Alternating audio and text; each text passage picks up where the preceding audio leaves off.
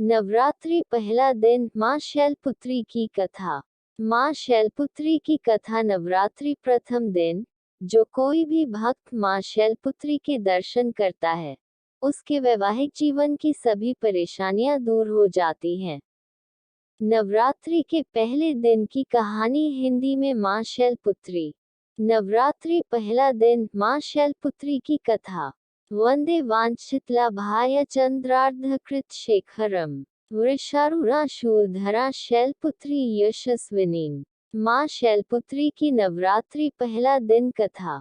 माँ दुर्गा अपने पहले स्वरूप में शैलपुत्री के नाम से पूजी जाती हैं। पर्वतराज हिमालय की पुत्री होने के कारण इनका नाम शैलपुत्री पड़ा। अपने पूर्व जन्म में ये प्रजापति दक्ष की कन्या के रूप में उत्पन्न हुई थी, तब इनका नाम सती था। इनका विवाह भगवान शंकर जी से हुआ था।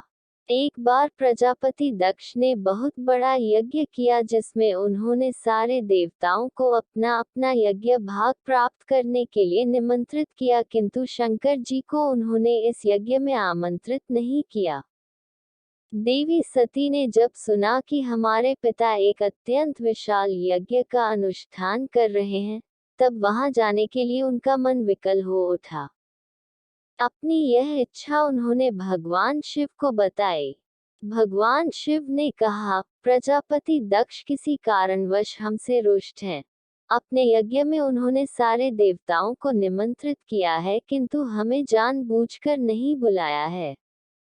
ऐसी स्थिति में तुम्हारा वहां जाना किसी प्रकार भी श्रेयस्कर नहीं होगा।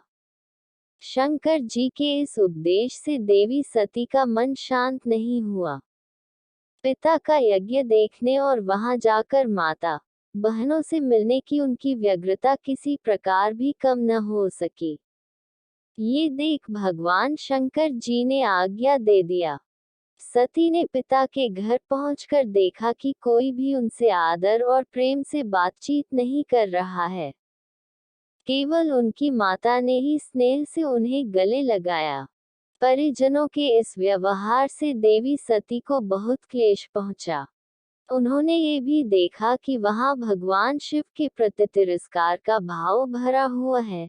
दक्ष ने उनके पति कुछ अपमानजनक वचन भी कहे। ये सब देखकर सती का हृदय ग्लानि और क्रोध से संतप्त हो उठा। उन्होंने सोचा कि भगवान शंकर जी की बात न मानकर यहाँ आकर मैंने बहुत बड़ी गलती की है। वह अपने पति भगवान शिव के इस अपमान को सहन न कर सकी। उन्होंने अपने उस रूप को तत्काल वही योगाग्नि द्वारा जलाकर भस्म कर दिया। वज्रपात के समान इस दारुण दुखद घटना को सुनकर शंकर जी ने क्रोध हो अपने गणों को भेजकर दक्ष के उस यज्ञ का पुनर्तः विध्वंस करा दिया।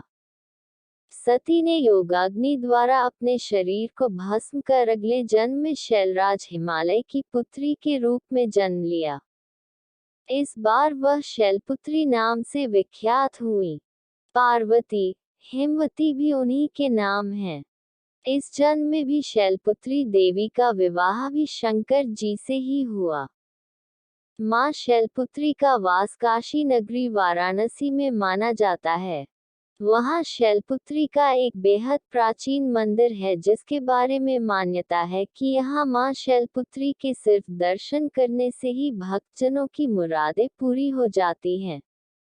कहा तो ये भी जाता है कि नवरात्र के पहले दिन यानी प्रतिपदा को जो भी भक्त माँ शैलपुत्री के दर्शन करता है, उसके सारे वैवाहिक जीवन के कष्ट दूर हो जाते हैं।